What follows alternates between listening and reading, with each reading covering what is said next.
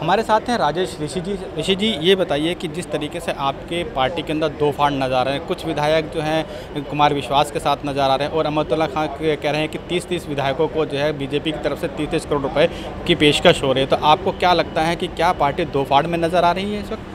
देखिए, जो अमानतुल्लाह बोल रहे हैं सरासर गलत बोल रहे हैं। हो सकता है 30 करोड़ का ऑफ़र उन्हीं को मिला हो, हमारे तो किसी विधायक के पास 3 रुपये का भी कोई ऑफ़र नहीं मिला है। और आपको एक चीज़ बता दें कि अमानतुल्लाह वो शख्स हैं जो दूसरी पार्टी से हमारी पार्टी में आए। वो आए थे रामविलास पासवान जी की लोक जनशक्ति पार्टी से। 2 साल पहले वो इस पार्टी को ज्वाइन किए हैं और उनको हमारी पार्टी ने सम्मान करते हुए उनको पीएससी का मेंबर भी बनाया।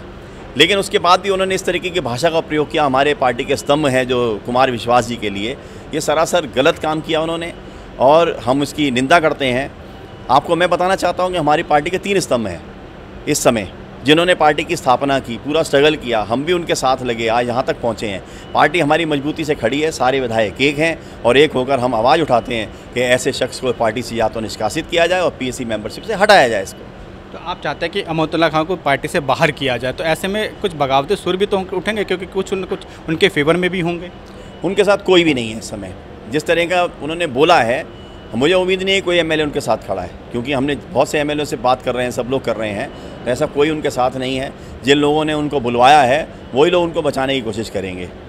लेकिन जिस तरीके से अब आपकी पार्टी में भी ये हो रहा है कि एक पद एक व्यक्ति को दिया जाए, तो ऐसे में क्या अरविंद केजरीवाल के पास उस वक्त 2 पद हैं, क्योंकि एक वो मुख्यमंत्री भी हैं और पार्टी के कन्वीनर भी हैं, तो क्या आपको क्या लगता है कि अब जो एक पद की बात हो रही है तो अरविंद केजरीवाल को संयोजक वाला पद छोड़कर किसी और को दे देना चाहिए? देखिए, अरविंद जी ने अभी ट्वीट किया था, उसमें उन्होंने कहा था कि कुमार विश्वास मेरे छोटे भाई हैं, उनके पास अभी कोई जिम्मेवारी नहीं है। तो हम चाहते हैं कि हमारी पार्टी के तीनों स्तंभ में से आप किसी को भी कन्वीनर बना दीजिए, किसी को आप खुद सीएम रहिए, आप सीएम हो के फुल फॉर्म में काम कीजिए, वो कन्वीनर हो के पार्टी का संगठन बनाएं, क्योंकि हमारा संगठन अभी बहुत कमज़ोर हुआ है, उसको मजबूती से खड़ा करने की ज़रूरत भी है। तो ये जो संगठन कमज़ोर है, इसी की वजह से गोवा, पंजाब और एमसीडी के चुनाव हारे हैं, इसका मतलब?